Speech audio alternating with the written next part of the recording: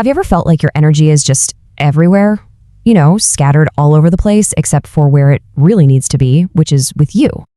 Well, there's this really powerful but simple method called the frame technique that can completely change how you feel and even how other people respond to you. So let's get into it. And this isn't just some abstract idea.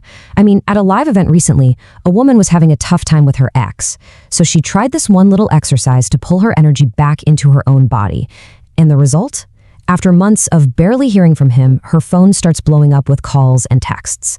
It just goes to show what can happen the moment you reclaim your own energetic space. It's wild. So what's really going on here? What is the core problem that this technique is actually designed to solve? Well, it all comes down to something most of us do without even realizing it. We create a kind of repellent energy field. Take a look at this comparison here. It really lays it all out.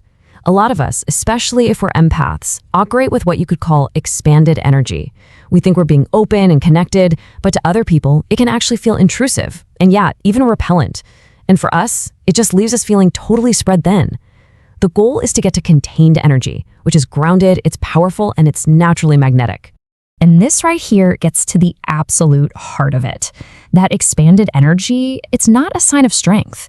It's actually your power being spread so thin that it's not effective. You're subconsciously, beaming your energy out onto everyone and everything around you, basically trying to manage them so that you can feel safe.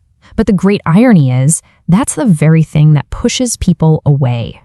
So you're probably wondering, well, why do I do this? And let me tell you, it's not some personal failing. For most of us, it's actually a survival tactic that we picked up way back in childhood.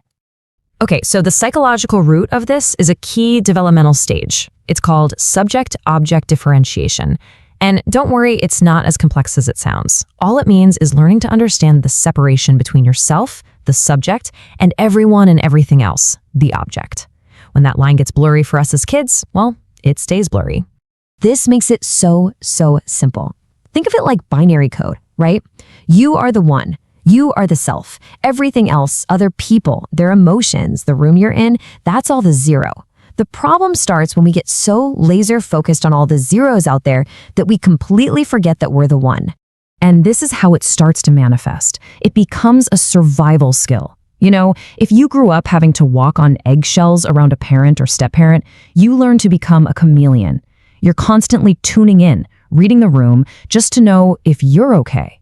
But the shadow side of that is you start feeling responsible for everyone else's emotions. You take on their energy as this heavy burden, and that can actually block the real connection you're looking for. Okay, so we've talked a lot about the problem, but what's the solution? How do we actually fix this? Well, the answer is a practice called the frame technique. And it's a really clear, simple way to start owning your energy again. And this isn't some mystical, made-up thing. It actually comes from a coach who specializes in what's called shadow work, which is really just about bringing to light and integrating the parts of ourselves we tend to ignore or push down. So it's a really practical, therapeutic tool designed to bring your energy back home, back into your own body. And here's the best part. It is so simple to do. Seriously, let's just walk through the 2 basic steps right now so you can try it yourself. It's really just a simple breathing exercise. So first, you find a single point to look at. A candle flame is perfect, but it could be anything. As you breathe in, you focus all your attention super intensely on that one point. That's step 1. That's you remembering you're the one, the self.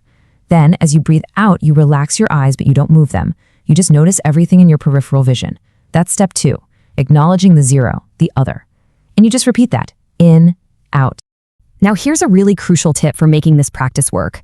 You have to keep your gaze steady on that single point. There's an old saying, a wandering eye is a wandering mind, and it's absolutely true here. By keeping your eyes still, you're helping to stabilize your mind and really contain your energy. It's key. So what happens when you actually practice this consistently? The transformation is, well, it's pretty profound. You stop trying to manage the entire world around you, and you start becoming safe and magnetic right inside your own skin. The person who taught me this shared a great story. He got invited to a dinner party he really didn't want to go to. Now, the old him would have made up some elaborate excuse, to try and manage the other person's disappointment. But instead, he just said, no, thank you. And when they pushed back a little, he had this huge realization. Their tension is their tension, not my thing to manage. What a game changer.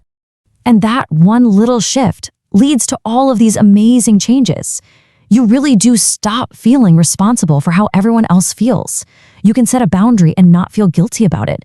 But maybe most importantly, you finally feel safe inside your own body. And the funny thing is, when you stop beaming your energy at everyone, you naturally become more magnetic. You can finally tell the difference between what's your stuff and what's their stuff. I absolutely love this analogy. The speaker was at his dad's house, and the dogs there just have zero boundaries. They jump all over you, they're in your space, and he joked, well, they're just like the people that live in this house. It's a funny picture, but it's a perfect illustration of what it looks like when there's no subject-object differentiation. We're all just energetically jumping into everyone else's lap. So I want to leave you with this one question. Just think for a second about all the energy you currently spend tuning into other people, worrying about how they feel, and trying to manage your environment. What could you create for yourself, in your life, if all of that energy was reclaimed and brought back home?